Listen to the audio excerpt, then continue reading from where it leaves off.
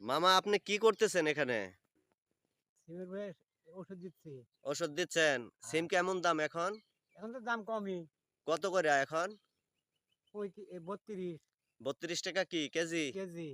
ও আ কতটি করে উঠে আপনার জমি থেকে? সেদিন ৩ মণ উঠেছিল। ৩ মণ। ও তে আপনি এই ফসল বিক্রি করে কি লাভবান হইছেন? এখনো হয় নাই। এখনো হন নাই। না, তে সামনে আশা করা আশা করা যায়। হবে।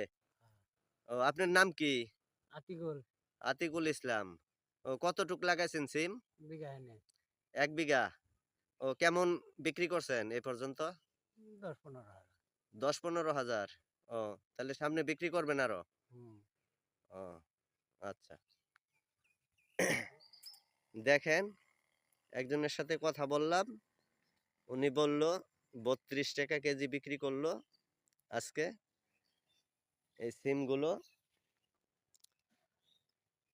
অনেক কষ্টের ফসল, প্রচুর খরচ হয় এই সিমের জমিতে।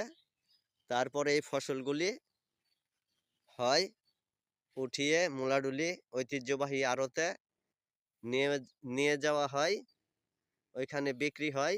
ওইখান থেকে দেশের দূর দূরান্ত চলে যায়, আনাচে কানাচে দেশের প্রত্যেকটা জায়গায় ছড়িয়ে যায় এই কাঁচা তরিতরকারি।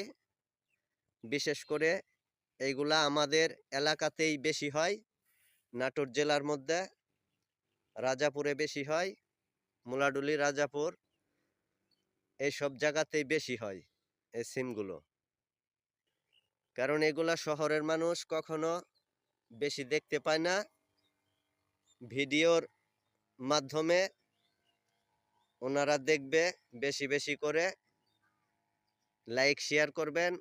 দেশের যে যেখানে আছেন, বিদেশে আছেন, অনেক রাষ্ট্রের মধ্যে আছেন, লাইক শেয়ার করবেন বেশি বেশি, কমেন্ট করবেন, জানাবেন ভিডিও কেমন হয়েছে এবং আপনাদের মাঝে ভালো ভালো ভিডিও দিতে সহযোগিতা করবেন, যাতে ভালো ভালো ভিডিও দিতে পারি। আসসালামু আলাইকুম।